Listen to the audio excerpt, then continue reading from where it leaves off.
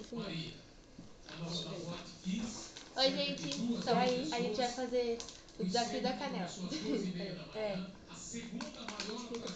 E é uma tag, a gente vai colocar, vai encher a colher de canela e vai colocar na boca. E vamos ver quem fica mais tempo. Aí quem não aguentar, perde. Tá bom, né? Principalmente a sociedade precisa mobilizar. Por quê?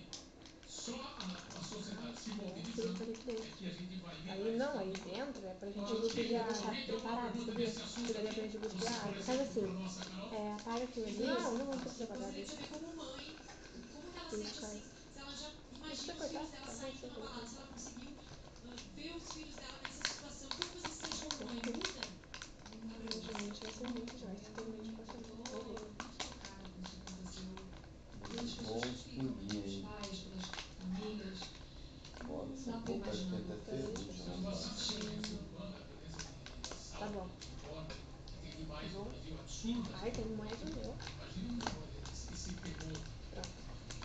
Vai então. Peraí, já. Estava ouvindo ali de trás o capitão falando aqui, o governo, não é possível que você tenha um conhecimento, qualquer... O que é isso que vocês estão fazendo lá?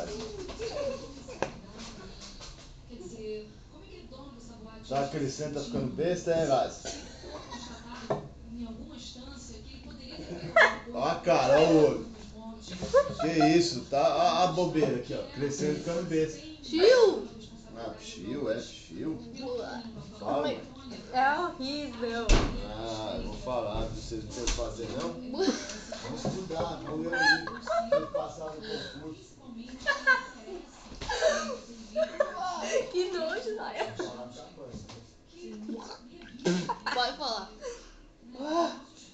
Meu, muito ruim. Muito. Não liga pra ele não, tá? Minha boca tá doendo. Entre 16 e 20 anos de idade.